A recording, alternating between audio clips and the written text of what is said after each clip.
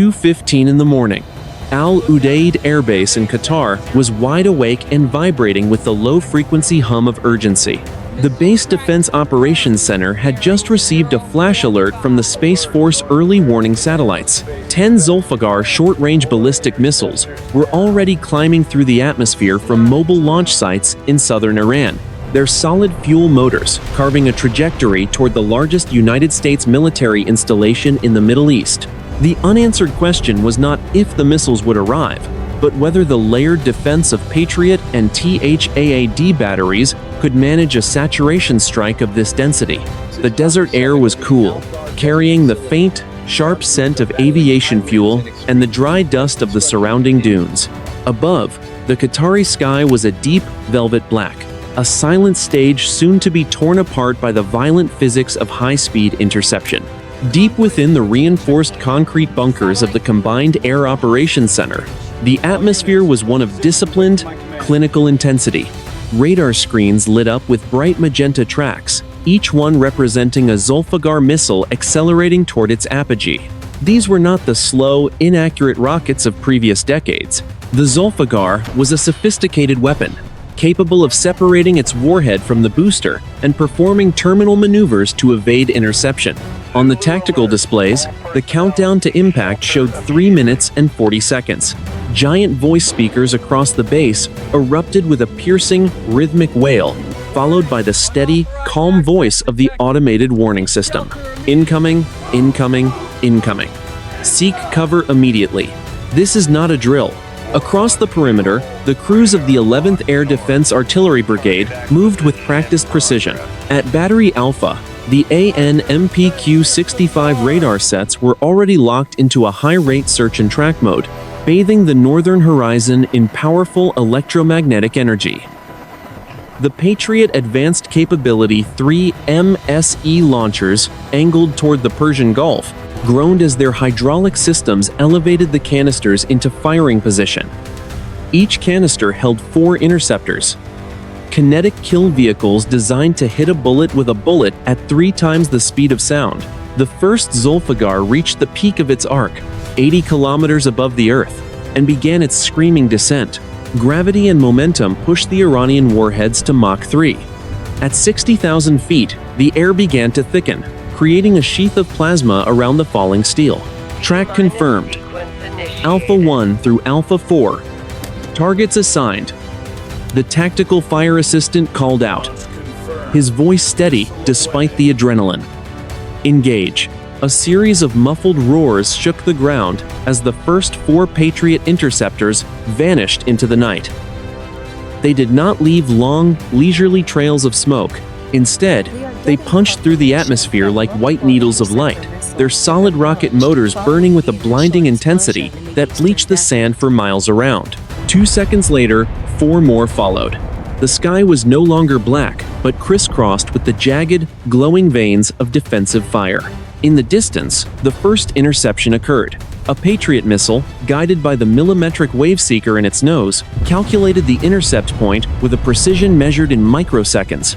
It did not explode near the target. It slammed directly into the Iranian warhead. The collision, at a combined speed of nearly Mach 7, resulted in a brilliant, silent flash of white light high in the stratosphere. A cloud of vaporized metal and debris expanded outward, the kinetic energy alone enough to incinerate the Zolfaghar's high-explosive payload before it could detonate. But the Iranian barrage was a calculated saturation. While 5 warheads were successfully neutralized in the upper atmosphere, the remaining 5 used their maneuverable fins to bank sharply, shifting their impact points by hundreds of meters in the final seconds of flight. One Zolfaghar booster, separated but still following a ballistic path, tumbled through the air, glowing cherry red from atmospheric friction. On the ground, airmen huddled in T-walls and bunkers felt the pressure in their ears change as the shock waves of the high-altitude kills rolled over the base. The smell of ozone and burnt propellant drifted down on the light breeze. The radar operators watched in grim silence as 2 magenta tracks bypassed the primary interception layer. The Zolfaghar missiles were now in their terminal dive, aimed directly at the center of the 2-mile-long concrete runways of Al Udeid.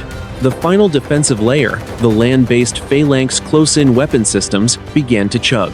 Their 20mm Gatling guns spun up to 4,500 rounds per minute, sending tracers into the sky in a desperate attempt to shred the incoming steel. But the Zolfaghar was too heavy, too fast. At exactly 2:19 in the morning, the first warhead struck. It impacted the southern third of the primary runway, with a sound that was less an explosion and more a tectonic shift. The earth buckled. A column of fire and pulverized concrete rose 200 meters into the air, followed closely by the second impact 400 meters further north. The ground-shaking thuds signaled that the first phase of the engagement was over, and the struggle for the base's survival had just begun. 2:25 in the morning. The primary runway at Al Udeid, designated as runway 3 left, was no longer a continuous strip of asphalt and concrete, but a jagged landscape of smoking craters and shattered debris. The two Zolfaghar warheads had struck with surgical precision, carving out impact points, roughly 15 meters in diameter and 4 meters deep. Secondary fires, fed by severed underground electrical lines and residual missile propellant, licked at the edges of the jagged concrete slabs. The air above the flight line was thick with the acrid stench of burnt high explosives and the metallic tang of pulverized rebar. Despite the chaos, the response from the 379th Air Expeditionary Wing was instantaneous and clinical. Within 90 seconds of the final impact, damage assessment teams from the 554th Red Horse Squadron were already moving. They did not rush blindly into the smoke. Instead, they moved in armored HMMWV vehicles, their infrared sensors scanning the crater edges for unexploded submunitions or delayed fuse warheads that might have failed to detonate. The base commander, operating from the hardened alternate command post, received the first high-resolution imagery from an overhead RQ-4 Global Hawk drone that had been redirected from its patrol over the Gulf. The digital feed showed the extent of the damage in stark black and white. While the runways were severed, the primary taxiways and the massive fuel bladders located to the west remained intact, thanks to the aggressive interception of the Patriot batteries during the initial descent. Damage assessment confirmed on 3 left. The base engineer reported over the secure net. We have 2 primary craters, an extensive heave on the surrounding slabs. We are initiating the Rapid Airfield Damage Recovery Protocol immediately. Estimated time to partial operational status is 4 hours. The professionalism of the United States Air Force civil engineers was the result of years of preparation for exactly this scenario. As the fire department's P-95 crash trucks moved in to douse the burning propellant, the heavy equipment operators of the Red Horse Squadron began staging their assets. Massive front-end loaders, specialized concrete saws, and rapid-setting volcanic ash cement trucks lined up at the edge of the taxiways, their engines idling in a low, powerful growl that competed with the distant rumble of the air defense batteries still on high alert. To the north, the sky was still alive with activity. The THAAD battery, located on the perimeter of the base, remained in a weapons-free posture. Its radar, the ANTPY-2, was tilted back, searching for any secondary ripples or decoys that the Iranian forces might have launched to complicate the recovery effort. The system's operators, housed in an armored control van, monitored the upper atmosphere for the telltale heat signatures of cold launch boosters. Inside the medical stabilization point, the transition from peace to war was equally systematic. 11 personnel had been injured by flying glass and debris during the initial shockwaves. Medics in full body armor and chemical, biological, radiological, nuclear protective gear moved between the stretchers, their movements synchronized and efficient. There was no panic. There was only the steady application of the tactical combat casualty care protocols. At the same time, the strategic focus began to shift from defense to the inevitable counterstrike. In the hardened aircraft shelters along the northern apron, the crews of the F-22 Raptor squadron were already performing their pre-flight checks. The stealth fighters, were fueled and armed with AIM-120 advanced medium-range air-to-air missiles and 1,000-pound GBU-32 Joint Direct Attack munitions. The pilots sat in their cockpits, oxygen masks on, waiting for the word from Central Command to reclaim the initiative. The geopolitical weight of the strike was felt in every corner of the base. This was not a skirmish with a non-state actor. It was a direct ballistic missile assault by a sovereign nation against a United States facility. The protocols for Operation Qatari Shield were now fully active. Every sailor, airman, and Marine on the base understood that the next 60 minutes would determine the tempo of the ensuing conflict. By 2:45 in the morning, the first heavy equipment moved onto the runway. The massive blades of the bulldozers dropped, scraping away the shattered concrete with a screeching, metallic roar that signaled the beginning of the airfield's resurrection.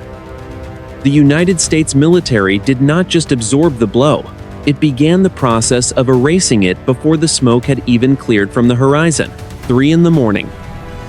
The flight line at Al Udeid was a landscape of stark contrasts.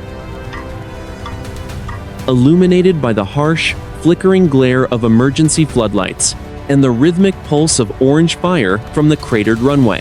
While the primary objective of the Iranian strike had been the destruction of the runway surfaces, the collateral effects of the kinetic impact were now fully visible.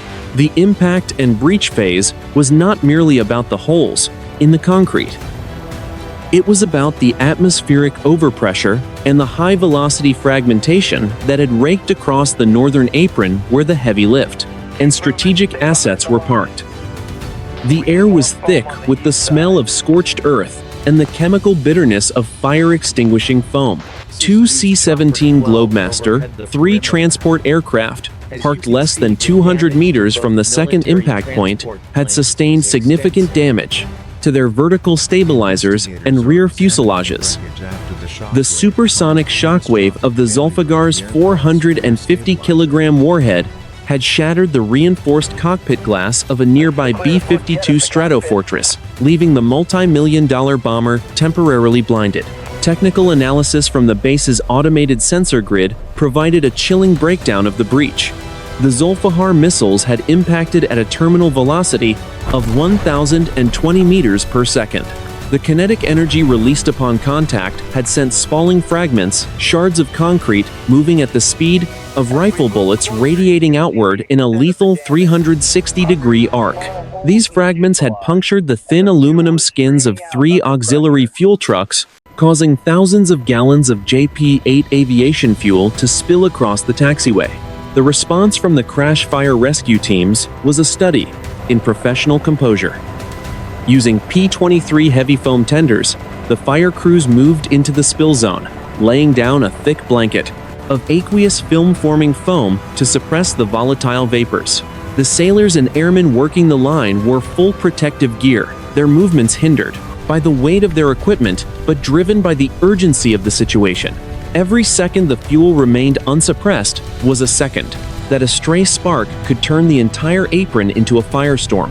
At coordinates 25 degrees 7 minutes north, 51 degrees 13 minutes east, the damage to the primary taxiway Alpha was particularly severe. A third, smaller detonation, likely a submunition or a malfunctioning interceptor fragment, had severed the main fiber optic trunk line that connected the air traffic control tower to the southern radar array. This was a critical breach of the base's nervous system. Communications technicians were already in the manholes, working by flashlight to splice the delicate glass fibers back together, their hands steady despite the distant, heavy thud of outgoing interceptors still hunting for secondary threats.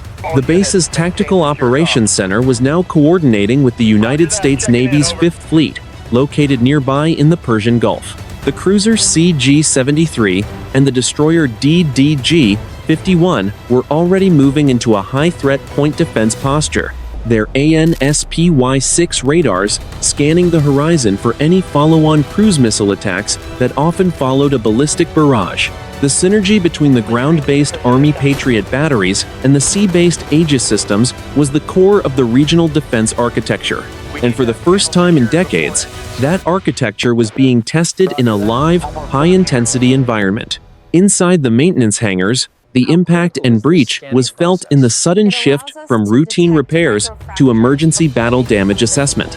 Crews used ultrasound scanners to check the structural integrity of the F-35 Bravo fighters that had been sheltered during the strike. Even inside the hardened shelters, the vibration from the Zolfaghar impacts had been enough to knock delicate calibration tools off their benches and rattle the massive steel doors on their tracks. The most critical breach, however, was psychological. For years, the base had been considered a sanctuary, far from the reach of conventional theater weapons. That illusion had evaporated in the span of 4 minutes. As the crews worked, they did so with a new, grim realization. The sanctuary was now the front line. The silence of the desert night was gone, replaced by the mechanical roar of recovery and the high-pitched whine of jet engines as the base fought to regain its breath. By 3:15 in the morning, the initial chaos had been suppressed into a organized, high-tempo industrial operation. The fire was under control, the fuel spill was contained, and the first of the damaged aircraft had been towed into the hangars for emergency skin repairs. The breach had been significant, and the impact had been severe, but the structural integrity of the mission remained intact. 3:45 in the morning. The Rapid Airfield Damage Recovery Protocol, or RADR, was moving into its most intensive phase.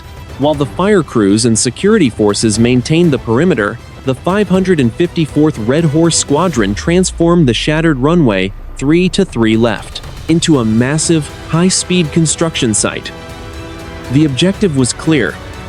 The United States Air Force needed a minimum operating strip, at least 5,000 feet long and 50 feet wide, to be cleared and repaired within the next 90 minutes. The air was heavy with the thick, gray dust of pulverized concrete and the deep, throbbing vibration of multiple diesel engines. Giant front-end loaders with 10-ton buckets were already at the edge of the first crater, their steel teeth scraping against the jagged edges of the concrete with a sound like a mountain being ground into gravel. The loaders worked in pairs, pushing the largest debris slabs of concrete the size of small cars into the center of the impact zone, to serve as a base layer for the fill. The technical precision of the RADR process was a marvel of modern military engineering. After the initial debris was cleared, specialized compact track loaders equipped with heavy-duty vacuum systems and high-pressure blowers moved in to sweep the edges of the crater. Every piece of loose rock, some no larger than a pebble, had to be removed. In the world of jet engines, a single piece of stray concrete sucked into an intake. Foreign object debris, or FOD, could turn a $70 million fighter jet into a fireball on takeoff.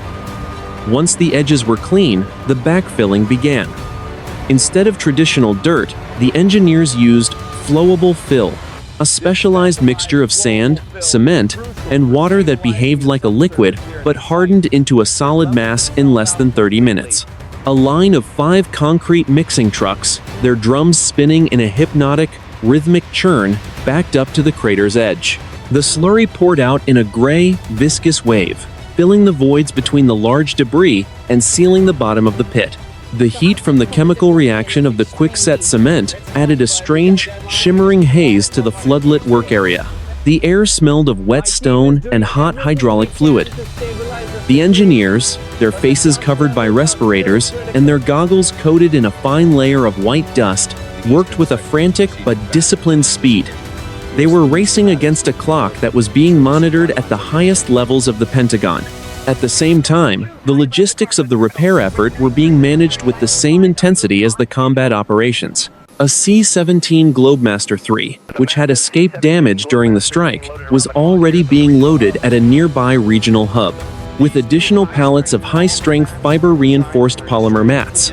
These mats, made of a composite material stronger than steel, would be bolted down over the cured fill to provide a perfectly level surface for the high-pressure tires of the F-22 Raptors. The rapid recovery phase also extended to the base's vital infrastructure. While the runway was the priority, secondary teams were working. to restore the high-voltage power lines that had been severed during the breach. Using mobile Power Pro generators, they established a temporary microgrid, bringing the base's primary fueling pumps back online.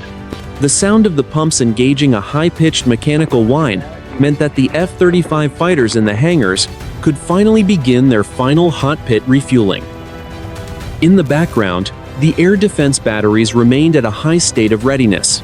The Patriot crews had already performed whirl-load operations, using MH-60 Sierra helicopters to ferry fresh interceptor canisters from the central ammunition supply point to the battery sites. The sight of the massive missiles being lowered into their launchers by crane under the cover of darkness was a reminder that the recovery was happening in a contested environment. By 4:15 in the morning, the first crater was almost entirely filled and leveled. The surface was being compacted by heavy vibratory rollers, their massive steel drums shaking the ground with a frequency that could be felt in the soles of the airmen's boots. The second crater was 50% complete. The transition from a disaster zone to a functional airfield was happening at a rate that defied civilian construction standards. The United States military's ability to regenerate its power after a catastrophic blow was being proven in real time. 1 ton of concrete at a time. 4:45 in the morning. The dark desert sky over Al Udeid was suddenly torn by the blue-white incandescent glow of 4 afterburners. The first flight of F-22 Raptors, belonging to the 94th Fighter Squadron, roared off the repaired sections of the taxiway. They did not use the primary runway, which was still undergoing final matting. Instead, the pilots executed a minimum interval takeoff from a widened stretch of the northern apron, their tires screaming as they gripped the concrete. This was the start of the counterstrike, a precision-engineered retaliation designed to decapitate the Iranian missile infrastructure that had initiated the barrage. The air around the takeoff zone was a turbulent vortex of heat, and the deafening, earth-shaking thunder of the F-119 engines. The smell of burnt JP-8 fuel hung heavy in the cooling morning air, a sharp chemical signature of United States resolve.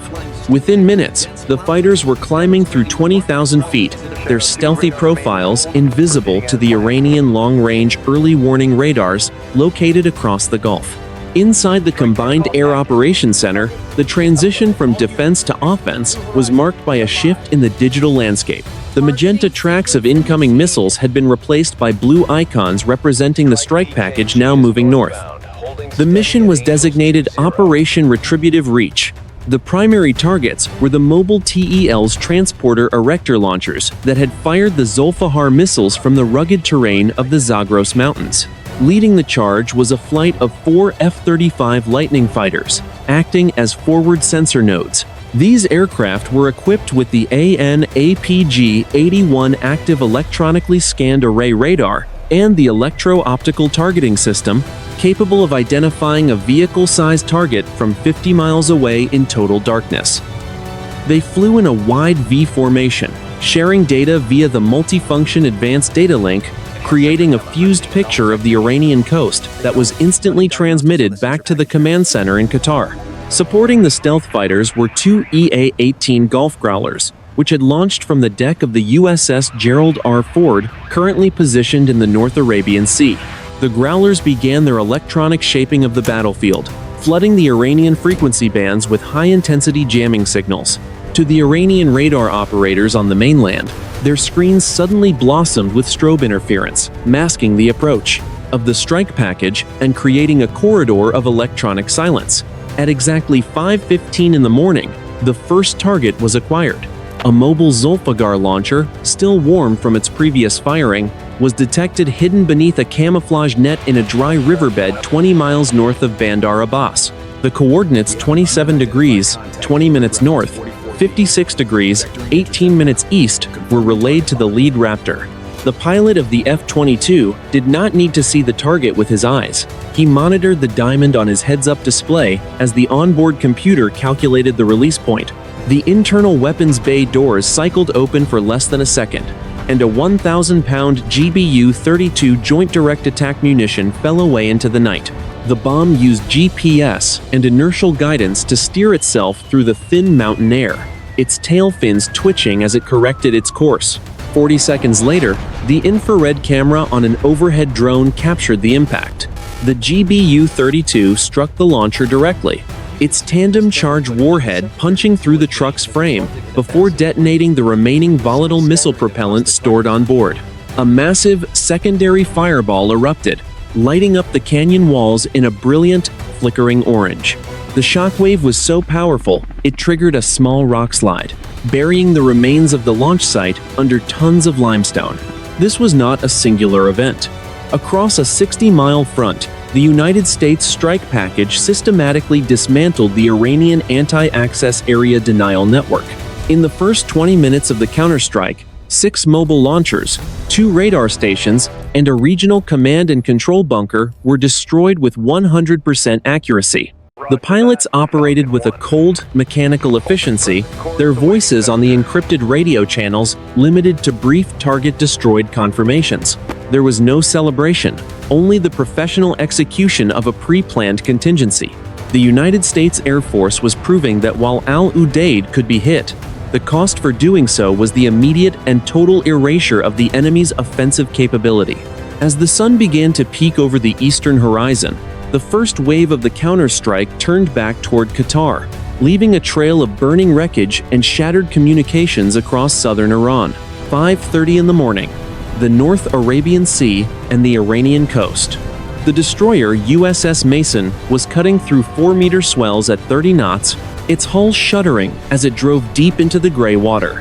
10 miles to the west, the destroyer USS Gravely maintained a parallel course, both ships operating in a high-intensity surface-to-surface engagement mode. The United States Navy had moved from a defensive screen to a direct assault on the Iranian coastal anti-ship cruise missile batteries near Jask. The morning air was cold and heavy with salt spray, the decks of the destroyers slick with the mist of the churning sea. The tactical situation had reached a breaking point. While the Air Force hammered the ballistic sites, the Iranian Revolutionary Guard Navy had activated its 802 coastal defense batteries. These were the ship killers, long-range cruise missiles designed to saturate the Aegis defense system and close the Strait of Hormuz. The unanswered question was whether the 2 destroyers could suppress these batteries before a mass salvo could be launched. Inside the Combat Information Center of the USS Mason, the blue glow of the consoles reflected off the faces of the tactical action officers. The AN/SPY-6 radar had just detected a massive thermal bloom on the Iranian shoreline. Vampire, vampire, vampire, the electronic warfare supervisor shouted. Multiple incoming tracks, bearing 045, range 30 miles and closing. The Iranian batteries had fired a coordinated salvo of 8 cruise missiles. They were flying low, skimming the wavetops at Mach 0.9, hidden by the curvature of the Earth and the clutter of the sea surface. The response was immediate and violent. On the foredeck of the USS Mason, the Mark 41 vertical launch system erupted. A series of 6 evolved Sea Sparrow missiles shrieked off the deck, their rocket motors punching backward with a deafening, metallic roar that shook the entire 13,000-ton ship. The white-hot exhaust blotted out the sunrise for 5 full seconds, leaving a thick, acrid cloud of chemical propellant hanging over the bridge.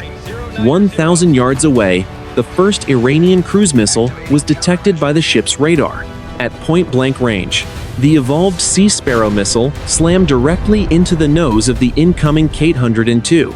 The impact at a combined speed of over 2,000 kilometers per hour was catastrophic. The Iranian missile did not just explode, it was obliterated. A massive fireball bleached the sky white, sending hundreds of jagged, red-hot steel fragments whistling into the ocean. The shockwave was so powerful it compressed the air in the Mason's forward gun deck, cracking the plexiglass on the bridge wing. The second Iranian missile, however, managed to bypass the interceptors, zigzagging as it entered its terminal phase. The Mason's close-in weapon system, the Phalanx, Gatling guns spun up to full speed with a high-pitched mechanical scream. It unleashed a stream of 20mm tungsten rounds at a rate of 75 shots per second. The stream of tracers walked onto the target, shredding the missile's guidance fins and punching through its fuel tank. The cruise missile erupted instantly, its 500-pound warhead detonating just 600 meters from the hull. The sea erupted in a towering column of black smoke and white foam. Fragments of the destroyed missile rained down on the Mason's deck, the hot metal clattering against the steel, like lethal hailstones. The ship's crew did not flinch. The damage control teams were already moving to the weather decks with fire hoses, while the bridge officers wrenched the ship into a hard starboard turn to present a smaller target for the next wave. The silence that followed lasted only 3 seconds before the next radar lock warning began to scream. The immediate aftermath was a scene of industrial-scale combat. Black smoke rose from the patches of burning oil on the water where the missiles had been intercepted. The radio channels were a frantic mix of tactical coordinates and damage reports. The USS Mason had successfully defended itself, but the battle was far from over. The order was given to transition from defense to strike. The destroyers were no longer content to just swat away the incoming fire. They began the process of suppression of enemy coastal defenses. Using the 5-inch Mark 45 naval guns, the Mason and Gravely began a systematic bombardment of the Iranian GPS-coordinated launch coordinates. The 5-inch guns fired every 6 seconds, the heavy shells screaming toward the shoreline. The smell of burnt gunpowder and hydraulic fluid filled the air around the gun mounts. On the Iranian coast, the coastal batteries were being torn apart by the precision fire from the sea. This was the reality of modern naval warfare. A high-speed, lethal exchange where the difference between survival and destruction was measured in milliseconds and the reliability of a computer-guided radar. 7:30 in the morning. The initial fire and thunder of the counterstrike had transitioned into the grueling, unglamorous reality of sustained combat. At Al Udeid, the frantic pace of the rapid airfield damage recovery had shifted toward the massive consumption of specialized ordnance and high-purity aviation fuel. A modern air campaign is not just a test of pilots and sensors. It is a battle of supply chains, measured in the thousands of tons of steel and millions of gallons of liquid energy required to keep the pressure on the enemy. The air above the base was thick with the heavy, rhythmic beat of MH-60 Sierra helicopters, which were being used as an aerial bridge to move critical components between the dispersed storage sites. The smell of the flight line had changed. The sharp, sudden stink of the missile impacts was replaced by the constant, low-grade odor of diesel exhaust and the hot, metallic scent of thousands of rounds of ammunition being unboxed. In the central ammunition supply point, the Ordies, the aviation ordnance men, were working in 12-hour shifts under the shade of camouflage netting. Their task was the assembly of precision-guided munitions. A GBU-32 Joint Direct Attack munition arrives as a dumb 1,000-pound iron bomb. The technicians must meticulously bolt on the GPS guidance tail kits and the strakes that allow the bomb to glide and steer. Every bolt was torqued to exact specifications, and every electronic umbilical cord was checked for continuity. A single failure in this chain would mean a missed target and a wasted sortie. The scale of the logistics of war was most visible at the hot pit refueling stations. Here, F-35 fighters would land on the newly repaired taxiways, keeping their engines running to minimize the time on the ground. A team of 6 airmen would swarm the aircraft, connecting high-pressure fuel hoses that could pump hundreds of gallons per minute. The wings of the stealth fighters vibrated from the sheer volume of fuel surging into their internal tanks. Simultaneously, other teams used specialized loaders to shove fresh AIM-120 missiles into the internal bays. The goal was turnaround time, the few minutes between a jet returning from a mission and being ready to launch again.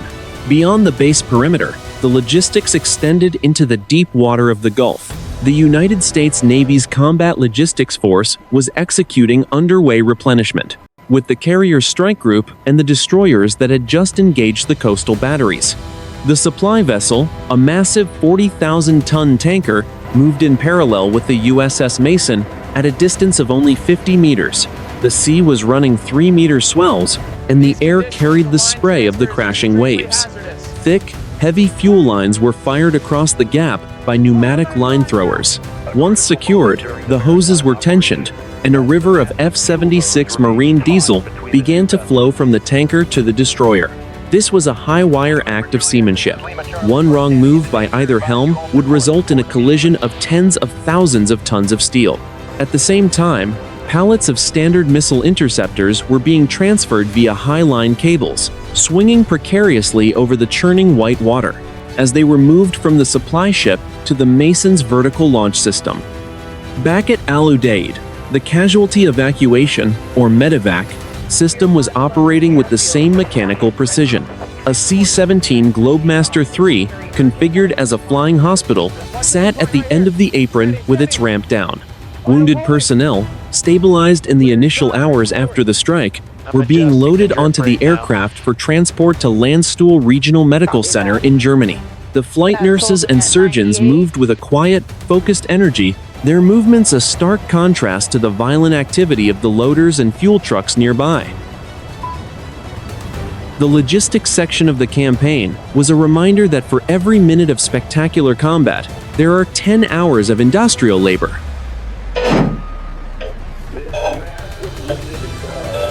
Without the constant flow of the 3 Bs, beans, bullets, and black oil, the most advanced military in the world would grind to a halt in less than 48 hours. By 8 in the morning, the supply lines were holding, and the Iron Mountain of resources was being systematically converted into the kinetic power needed to finish the fight. 8:30 in the morning. The strategic focus of the United States response shifted from the immediate destruction of launch vehicles to the suppression of the source. To stop the rain of Zolfaghar missiles, the military had to decapitate the brain of the operation, the Islamic Revolutionary Guard Corps command and control nodes buried deep within the coastal mountains. This was the decapitation phase, a surgical and violent removal of the leadership and communication infrastructure that coordinated the Iranian aerospace forces. The air over the Persian Gulf was a thick web of invisible electronic signals. High above the reach of conventional surface-to-air missiles, an E-3 Gulf Sentry AWACS aircraft circled, its massive rotating radar dome scanning every square inch of the theater. The controllers inside the aircraft were identifying high-value targets, not trucks or tanks, but the reinforced bunkers where the orders were being signed and the targeting data was being transmitted. The primary target was a hardened bunker complex, located 12 miles inland from the port of Bushehr. This facility, encased in 20 meters of reinforced concrete and mountain granite, was the regional hub for the ballistic missile brigades. Standard 1,000-pound bombs would merely scratch the surface of such a structure. For this mission, the Air Force deployed the bunker busters. Leading the strike package were 2 B-2 Spirit stealth bombers, which had arrived in theater after a 20-hour flight from Whiteman Air Force Base. They were silent, black shadows against the brightening sky, their flying wing shapes designed to scatter radar waves into nothingness. Inside their cavernous weapons bays sat the GBU-31 version 3, the specialized deep penetration variant of the Joint Direct Attack munition. The specialized deep penetration variant of the Joint Direct Attack munition. The environment around the target was hostile. The Iranian HQ-9 surface-to-air missile batteries were active, their radars frantically searching for the intruders. The air smelled of ozone and the dry heat of the coastal plains. Below, the Iranian Revolutionary Guard personnel were moving in and out of the bunker entrances, unaware that their thermal signatures had already been mapped by orbiting satellites. At exactly 8:45 in the morning, the B-2 Spirits reached their release point. There was no sound, only the faint mechanical whine of the bay doors opening.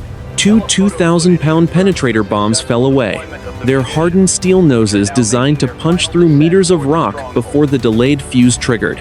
The main explosive charge. The impact was a masterclass in precision. The first bomb struck the primary ventilation shaft of the bunker, a target no wider than a garage door. The second bomb hit the main entrance tunnel, collapsing the reinforced steel doors and sealing the personnel inside. The ground didn't just shake. It groaned as the explosions occurred deep underground, venting columns of fire and pulverized rock through the bunker's air intakes. The internal pressure of the blast was so great that it blew the heavy steel blast doors off their hinges, sending them flying 50 meters into the surrounding scrubland. Simultaneously, a flight of EA-18 Golf Growlers unleashed a barrage of AGM-88 HARM missiles. These weapons were radar hunters, programmed to home in on the electronic emissions of the HQ-9 batteries. As the Iranian radar operators turned on their systems to find the B-2 bombers, the HARM missiles followed the signals straight down the throat of the launchers. The result was a total blackout of the Iranian command and control. In the southern sector, one after another, the radar screens in the regional headquarters went dark, with orders and status reports were replaced by dead silence. By 9 in the morning, the source had been suppressed. The Iranian missile brigades were now isolated, their leaders buried under tons of rock, and their eyes blinded by the systematic destruction of their sensor network. The United States had not just hit back, it had dismantled the enemy's ability to think and communicate. 9:30 in the morning. The radar screens at the Udeid Base Defense Operations Center began to flicker with hundreds of tiny, low-velocity returns. This was the second salvo, but it was not composed of ballistic missiles. Iran had launched a massive swarm of Shahed, 136, one-way attack drones from the eastern coast of the Gulf. These suicide drones, powered by simple piston engines, droned through the air, with a distinct, low-pitched buzz that sounded like a swarm of angry hornets. Their objective was simple: to overwhelm the base's remaining defenses and strike the repair crews currently working on the primary runway. The air was still and getting hotter as the sun climbed higher, the heat waves shimmering over the concrete. The smell of the flight line was a mix of wet cement and the oily exhaust of the recovery vehicles. The sudden change in the tactical environment was announced by the rapid-fire thud-thud-thud of the base's land-based phalanx systems engaging targets on the horizon. Unlike the Zolfaghar missiles, which arrived at hypersonic speeds, the drones were slow, moving at only 180 kilometers per hour. However, their sheer numbers, estimated at over 60 individual units, posed a different kind of threat. They were flying low, weaving through the terrain to avoid long-range radar detection, and were programmed to strike from multiple angles simultaneously. The defense was a coordinated display of electronic and kinetic warfare. The first line of defense was the Vampire counter-UAS system, which used palletized laser-guided rockets to pick off the drones at a range of 5 kilometers. One by one, the Shahed drones erupted into small, orange fireballs as the proximity-fused rockets shredded their fiberglass frames. The debris fell into the sand dunes outside the perimeter, sending up small puffs of dust. In the center of the base, the Thor electromagnetic microwave system was activated. This was a non-kinetic weapon designed to fry the internal circuits of the drones. As the swarm entered the designated kill zone, above the southern taxiways, the Thor system emitted a high-powered burst of energy. To the observers on the ground, the effect was uncanny. Dozens of drones suddenly lost their stability, their engines sputtering as their flight computers rebooted or died. They tumbled from the sky like dead birds, slamming into the empty sand or the reinforced roofs of the hangars with muffled crunches. The most dangerous moment came when a group of 5 drones managed to penetrate the inner perimeter, diving toward the Red Horse engineers working on the runway. The security forces on the ground did not wait for the heavy systems to respond. A team of Air Force Security Forces airmen positioned on the roof of the air traffic control tower raised their M240B machine guns. The heavy rhythmic chug-chug-chug of the guns tore through the air, the green tracers reaching out to stitch across the sky.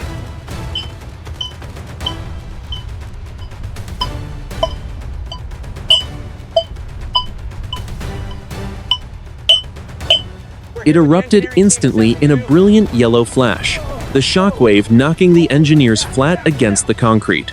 The heat blast was so intense, it singed the camouflage netting on the nearby equipment. Before the smoke could clear, the second drone was clipped by a stream of 20mm rounds from a phalanx mount. The wing was severed, and the drone began a violent, spiraling descent.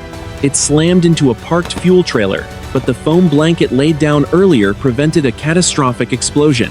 The drone broke apart on impact, its engine block bouncing 50 meters across the taxiway before coming to a rest in a cloud of dust and steam. The final 3 drones were intercepted by a Coyote interceptor drone, a small, fast-moving missile that loitered over the base. The Coyote dived into the formation, detonating its fragmentation warhead in the center of the group. The sky was filled with the sound of tearing metal and the high-pitched whine of falling debris. The immediate aftermath was a scene of localized chaos. The smell of burning electronics and low-grade gasoline drifted over the flight line. The engineers, covered in gray concrete dust, scrambled back to their feet and immediately returned to their work, their movements faster and more urgent than before. By 10 in the morning, the drone threat had been neutralized. The desert floor was littered with the twisted remains of the Shahed swarm, the sun reflecting off the broken fiberglass and shattered propellers. The United States defense layers had held, but the intensity of the engagement served as a stark reminder that the enemy was willing to use every tool in their inventory to prevent the base from returning to full operational status. 10:30 in the morning. The air over the Persian Gulf was silent to the human ear, but in the electromagnetic spectrum, it was a screaming, chaotic battlefield. This was the electronic dominance phase, where the United States moved to permanently blind the remaining QATAR, Iranian early warning and surface-to-air missile networks. At the center of this invisible war were the EA-18 Gulf Growlers of Electronic Attack Squadron 135, flying in a high-orbit pattern 40 miles off the Iranian coast. The Growler was not a bomber or a dogfighter in the traditional sense. It was a flying, high-powered jammer. Beneath its wings hung the ANAL-Q99 tactical jamming pods, which were currently directed at the Iranian HQ-9 and S-300 radar sites near Bandar Abbas. The environment inside the Growler's cockpit was a clinical display of technical mastery. The electronic warfare officer in the back seat monitored a series of complex waterfall displays identifying the specific pulse repetition frequencies of the enemy radars. The smell of the cockpit was a familiar mix of canned oxygen and the slight, warm scent of overheating electronics. Outside, the sky was a pale, hazy blue, the horizon blurred by the rising desert heat. Target acquired. Bearing 090. Engaging with high-band jamming. The electronic warfare officer reported over the secure link. With the flip of a switch, the Growlers unleashed a barrage jam. They flooded the Iranian radar frequencies with massive amounts of electronic noise, effectively blinding the operators on the ground. On the Iranian radar screens, the clear tracks of United States aircraft vanished, replaced by a solid wall of white static. The enemy's ability to lock onto a target or guide a missile was neutralized, without a single kinetic shot being fired. This was not just about blinding radars, it was about electronic decapitation. The Growlers used their sensitive receivers to geolocate the Iranian military's handheld radio and satellite communication uplinks. Once identified, these signals were targeted with spot jamming, cutting off the Iranian frontline units from their central command. In the span of 15 minutes, the Iranian coastal defense network was reduced to a series of isolated islands, unable to see, hear, or speak to one another.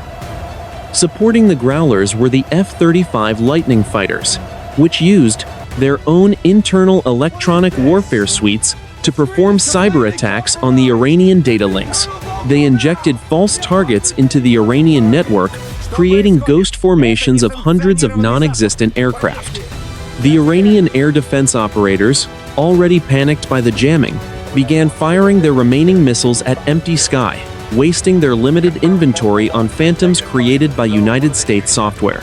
At coordinates 26 degrees 30 minutes north, 54 degrees 0 minutes east, an Iranian mobile radar unit attempted to burn through the jamming by increasing its power output.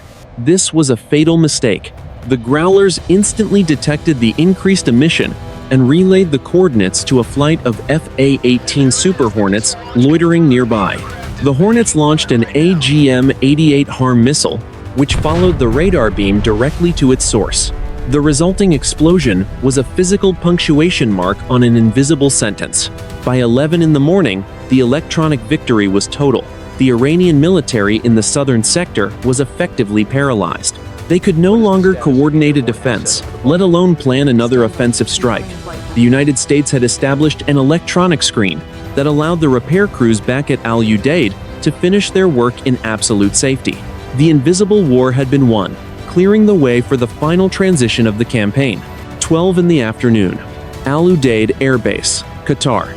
The high desert sun was now at its zenith, pushing the temperature toward 40 degrees Celsius and creating a shimmering wall of heat over the flight line.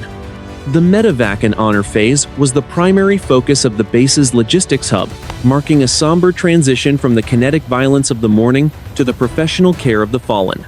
A C-17 Globemaster III of the Air Mobility Command sat at the end of taxiway Bravo, its massive rear cargo ramp lowered like a welcoming tongue. The air around the aircraft was thick with the smell of hot tarmac and the high-pitched, steady whine of the auxiliary power unit. Inside the cavernous fuselage, the interior had been transformed into a state-of-the-art mobile surgical suite. Air Force flight surgeons and critical care transport teams moved with practiced, quiet efficiency. They were preparing 19 personnel for evacuation to Landstuhl Regional Medical Center in Germany. Of these, 4 were in critical condition, having sustained complex blast injuries during the initial Zolfaghar impact near the primary runway. The process of medevac was a testament to the United States military's commitment to its personnel.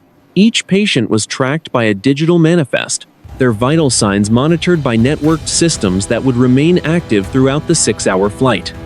As the final stretcher was secured, the base commander stood at the edge of the ramp, offering a silent salute to the men and women being moved. There was no fanfare, only the grim, professional acknowledgement of the cost of the engagement. Simultaneously, the professional assessment of the base's infrastructure reached its conclusion. Teams from the Air Force Civil Engineer Center, equipped with ground-penetrating radar and structural sensors, completed their final sweep of the repaired sections of runway 3 to 3 left. The results were relayed to the Combined Air Operations Center. While the 2 primary craters had been filled and capped with fiber-reinforced polymer mats, the assessment revealed that the secondary heave, the displacement of concrete slabs caused by the shockwave, extended 50 meters further than originally estimated. Despite this, the report was positive. The minimum operating strip was certified for full-load operations. This meant that even the heaviest strategic bombers and fully fueled tankers could now use the runway without the risk of structural failure. The Rapid Airfield Damage Recovery Protocol had succeeded in restoring 40% of the base's launch capacity in less than 10 hours. The atmospheric conditions at the base remained tense. The smell of the desert dust, salt, and dry heat was punctuated by the occasional scent of ozone from the air defense radars that continued to sweep the northern horizon. While the Iranian source had been suppressed, the threat of a third salvo from asymmetrical or unconventional forces remained a primary concern for the security forces patrolling the perimeter in their armored MATV vehicles. Inside the base headquarters, the professional assessment extended to the strategic level. The damage to the Iranian missile infrastructure was estimated at 65% in the southern sector. The loss of the command and control nodes meant that any further Iranian strikes would be uncoordinated and likely ineffective. The United States had not only survived the barrage, it had systematically dismantled the enemy's ability to repeat it. By 12:45 in the afternoon, the C-17 Globemaster III began its taxi. The engines roared, kicking up a massive cloud of sand and dust as the aircraft turned onto the newly repaired runway. As the wheels left the ground, the base entered its final phase of the operation, the return to full-scale offensive readiness. The transition was nearly complete, moving from the shock of a surprise attack to the cold, calculated restoration of American air power in the region. 1 in the afternoon, Al Udeid Air Base, Qatar. The first B-52 Stratofortress roared down the repaired section of runway 3 to 3 left, its 8 engines leaving a massive trail of black smoke that hung in the stagnant, shimmering heat. The aircraft lifted off smoothly, its wings flexing under the weight of a full combat load, signaling to the world that the Iranian attempt to shutter the base had failed. This was the final resolution of Operation Qatari Shield. The base was no longer a target under repair. It was once again the primary engine of United States power projection in the Middle East. The environment was now one of controlled, high-tempo recovery. The smell of the flight line was dominated by the heavy scent of burning rubber and jet exhaust. The desert wind had picked up, blowing a fine layer of sand over the newly laid polymer mats that covered the Zolfaghar impact craters. To a casual observer, the base looked almost normal, save for the blackened patches of concrete and the twisted silver remains of the Iranian drone swarm being loaded into salvage trucks near the perimeter. The strategic summary of the engagement was clear and uncompromising. Iran had launched 10 Zolfaghar ballistic missiles and over 60 attack drones. While 2 missiles had achieved direct hits on the primary runway, the layered defense of Patriot and THAAD batteries had intercepted 80% of the ballistic threat. The cost to the United States was 19 personnel wounded and 3 aircraft damaged on the ground. The cost to Iran was the near total destruction of its southern mobile missile brigades, the loss of 3 coastal defense batteries, and the decapitation of its regional command and control infrastructure. The resolution of the conflict was not marked by a formal ceasefire, but by the dead silence of the Iranian censors. Across the Gulf, the Iranian military had retreated into a defensive posture, their radars remaining dark to avoid the lethal attention of the EA-18 Gulf Growlers, still loitering in the stratosphere. The United States had established escalation dominance, proving that any strike against a major facility would result in a disproportionate and systematic dismantling of the attacker's military capacity. Inside the Combined Air Operations Center, the mood was one of quiet, exhausted professionalism. The controllers who had tracked the first incoming tracks 10 hours earlier were now being relieved by the afternoon shift. There was no celebration, only the methodical filing of after-action reports and the updating of the Global Air Tasking Order. The mission at Al-Udeid had shifted back to its standard operational tempo, maintaining the freedom of navigation and the stability of the regional airspace. The geopolitical landscape had been permanently altered. The sanctuary of the Gulf bases was gone, replaced by a new reality of high-intensity, peer-level conflict. But the speed and effectiveness of the United States recovery had sent a powerful message to both allies and adversaries. The ability to absorb a ballistic strike and return to full offensive operations within 12 hours was a capability that no other military on Earth could match. As the sun began its long descent toward the western horizon, the shadow of a returning flight of F-22 Raptors fell across the repaired runway. They landed one by one, their parachutes deploying to slow them down on the shortened strip. The ground crews moved out. To meet them, their movements synchronized and efficient. The craters were filled, the wounded were being cared for, and the sky was once again under the control of the United States Air Force. The battle for Al Udeid was over, but the watch continued.